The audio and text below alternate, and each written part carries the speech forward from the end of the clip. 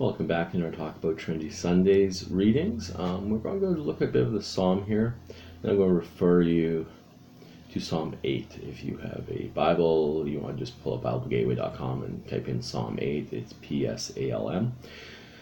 The Psalms are the hymn book, the song book of ancient Israel. They're a collection of prayers, songs, hymns, laments.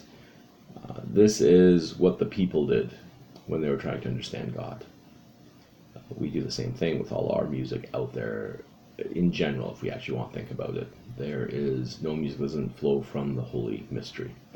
It is that beautiful gift of music within some of us, not myself, but with others, that can create powerful stories, powerful thoughts. And it's across genres. It's not just specific to religious music. So we really do need to understand that you can do a spiritual contemplation off songs and sit there and be able to discuss them with people sometimes. And that is a wonderful thing. Now, Psalm 8 actually brings us into a reflection of freedom of speech, which is even more powerful to me when you actually stop and think about this day and age. Because freedoms, we like to talk about individual human freedoms, we don't talk about the collective corporate responsibilities that come with them. And that is the key piece where things intersect. As we decide we don't want to talk about religion or politics, we create this realm where people just can't discuss and talk humanely. So what we wind up with is shouting matches, like in the US with the Trumpians, in Canada with our alt-righters, and some of our sadly conservative politicians who have destroyed their heritage by going down the same pathway. But we also see it on the political left too, where there is an unwillingness to listen to more of a centrist or pragmatic perspective on how to achieve the goal, but make sure everyone truly comes along with it. And I think these are skills that have been lost. As we talked about in the previous video about Proverbs and wisdom and application of this knowledge, I think we do need to start looking at how to deeply listen to understand and not just to respond. What is underlying these statements? Is there pain we need to help the person work through? Is there a release of something from the past they're holding on to? Is there a blindness due to ideology where you can see that, yes, they're trying to get someplace that may be good, but in the way they're doing it, they are going to leave people behind and cause harm, and we really need to stop that.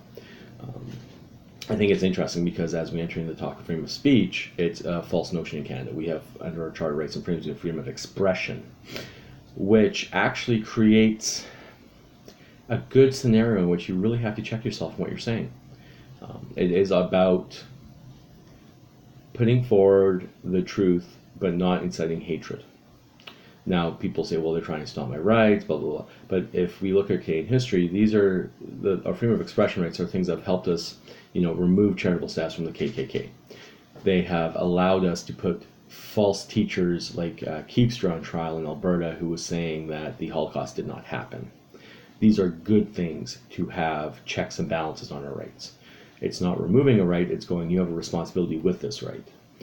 Now I know there was panic 10 years ago, I still say in some church circles today, about the government's going to come and take our Bibles, we can't preach this, blah, blah, blah. No, what this does is it forces you to actually do good exegesis. And for those who haven't gone through seminary or Bible college, exegesis is a fancy word of saying make sure you interpret the Bible stories appropriately, bring in context, bring in the history, bring in the cultural relevancies, what's going on, what's happening, and really understand the story. You just don't stand there and do it literally and be able to say this group's out, this group's in. Again, back to what the religious oppressors of Jesus' day were doing, up to basically even today, keeping people outside the church, outside of community, lesser than. These are doctrines and teachings that have incited genocide, our residential schools, in Canada, missing and murdered Indigenous women and girls, sadly, eugenics, the institutionalization of forced sterilization of persons with disabilities, the stripping, why women had to fight for equal rights, why our Aboriginal populations had to fight for equal rights. These atrocities were all premised on the idea of outsider insider religiosity, that God had blessed some and not all. When you actually dive into the New Testament stories of Jesus, you realize, no, God blessed all. And that's what Jesus' stories were all about. He went to those that were told, sorry, you can't come in, and went, no, you come in. Come on. Let's build community. Let's build church. Let's build family. You are not just going to have an accessible spot to beg. You're not just going to be including what is received for you. You are going to authentically belong, because when you are not here, we will miss you. And that is what the tension, that is the beauty, that is the challenge, and that is the risk of church. That is the risk of life. That is the risk of being able to say, I have freedom of expression because I am willing to take into account that my words impact others drastically. And I need to make sure that when I speak, I am speaking out of the love of God. And now that love of God is love of myself and love of my neighbor. And that brings us into the psalm today from Sunday, which is Psalm 8. And they titled it, I love how they give titles, it's How Majestic Is Your Name. And then there's always a little italicized or directions to the choir director, to the choir master according to the Gittith. It's a psalm of David. So this is attributed to David. He may not have actually wrote it, but most of the psalms are attributed to David. David was a very messed up man. If you ever want to know the true story of David as recorded in the Hebrew Bible, I would direct you to 1st and 2nd Samuel. It is the director's cut, if you will. All the blood, guts, crimes are in there, as opposed to 1st and 2nd Chronicles, which is a very sanitized history of Israel. But back to the psalm. These are things that can be discussed later. Let's try and keep my wonderful mind that goes in 20 billion different rabbit trails focused for the time being. O Lord, our Lord, how majestic is your name in all the earth. You have set your glory above the heavens. Out of the mouth of babies and infants you have established strength because of your foes, to still the enemy and the avenger. When I look at your heavens, the work of your fingers, the moon and the stars which you have set in place, what is man that you are mindful of him, and the son of man that you care for him? Yet you have made him a little lower than the heavenly beings, and crowned him with glory and honor. You have given him dominion over the works of your hands. You have put all things under his feet, all sheep and oxen, and also the beasts of the field, the birds of the heavens, and the fish of the sea, whatever passes along the paths of the sea. O Lord, our Lord, how majestic is your name in all the earth. So now you're probably sitting there going, okay, what the heck does that have to do with freedom of speech or freedom of expression at all? It has quite a bit to do, because it is pointing out the fact that we were spoken into life and creation. Words matter. Words carry power to create and destroy, to encourage or decimate. We see that sadly with online bullying and the constant attack, destroy, and people choose to take their lives. We, as people, do not want to take responsibility for our words.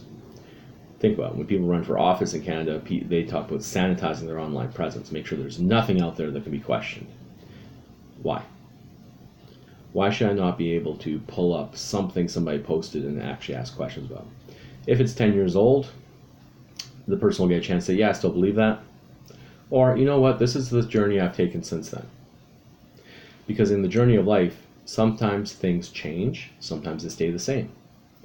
Sometimes new information comes in, new knowledge, and through your wrestling through it and the application of it, new wisdom emerges and something does change. It also allows for us to see that it's not the quote-unquote tag or label or brand or denomination that is at the forefront of these things. It is the people. And the people are diverse. You can sit there and never know who you're next to unless you get to know them. And truly getting to know people is actually going out and having a cup of coffee, a cup of tea, breaking bread, having a meal. This is why those pieces of story are so important. Every time Jesus usually gathered with his followers, he broke bread with them. He ate with them. He understood that there is something that happens when you're sharing a meal with people. Things come down usually. Walls come down. You're more authentic. If it's done well, you get to know people really well. Speech flows freely, and it usually flows from the heart. That's why when we run our house groups here, we usually do include a meal with it, because, or at snacks of some sort, some baked goods, because it does create a different atmosphere. It removes it from the intellectual to the home feel. And that's what the Psalm's talking about, because it really starts talking about being formed with words, and words forming from infancy. From birth, we are being formed in who we are meant to be. And that is important to know, that the words we choose, the actions we choose, how we live our lives, how we say we live our lives, do need to be in sync.